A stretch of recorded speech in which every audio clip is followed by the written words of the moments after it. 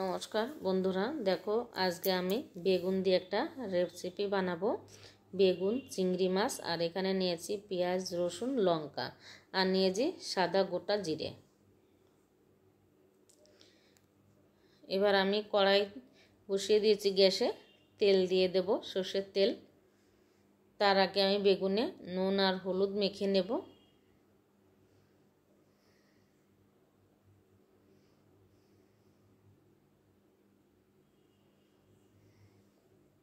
চিংড়ি মাছটা দিয়ে দিলাম মিক্সার জারের মধ্যে। ওই মশলাটা, গোটা যে মশলাটা ছিল সেটা দিয়ে দিলাম, দিয়ে এবার একসঙ্গে পেস্ট করে নেব এটাকে। আমি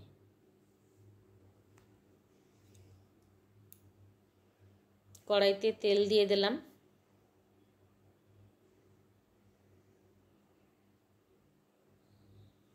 দিয়ে এবার ওই গরম তেলের মধ্যে আমি বেগুনের টুকরোগুলো ছেড়ে দিচ্ছি। বেগুনের টুকরোগুলো ভালো করে লাল করে ভেজে তুলে নেব।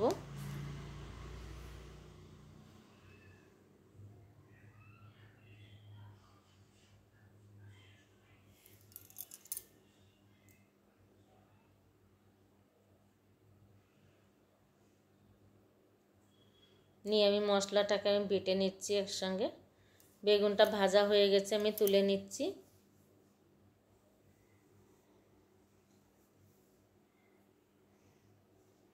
আমি এই গরম কড়াইয়ের মধ্যে আরও একটু তেল দিয়ে দিচ্ছি। এই তেলের মধ্যে আমি গোটা জিরেগুলো ফোড়ন দিয়ে দিলাম।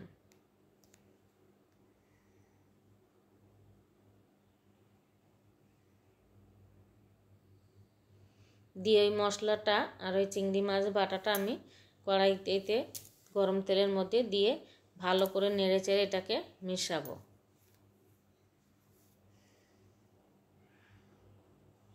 এবার হলুদ দিয়ে দিলাম পরিমাণ মতন, নুন দিয়ে দিলাম, দিয়ে এটাকে ভালো করে কষে তেল ছাড়া পর্যন্ত আমার এটাকে কষতে হবে।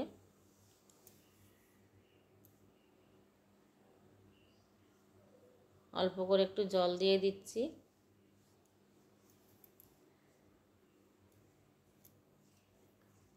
দেখো কত সুন্দর কালার হয়েছে।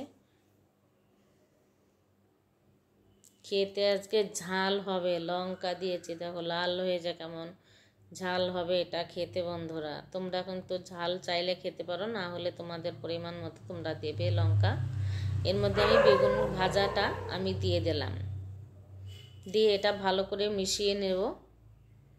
নিয়ে সামান্য একটুখানি স্বাদ মতন চিনি দিয়ে দিলাম। তোমরা চাইলে দেবে, যদি তোমরা মিষ্টি খাও দেবে, না হলে নাও দিতে পারো।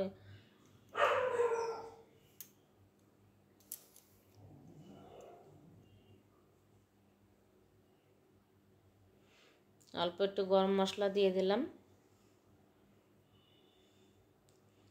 গ্যাস বন্ধ করে দেবো। এবার আমার রেসিপি এটা হয়ে গেছে, নামিয়ে নিচ্ছি।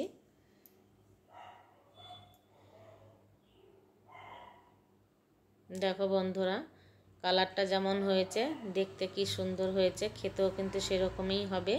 তোমরা করে খেও। টাটা, নমস্কার, তোমরা সবাই ভালো থেকো।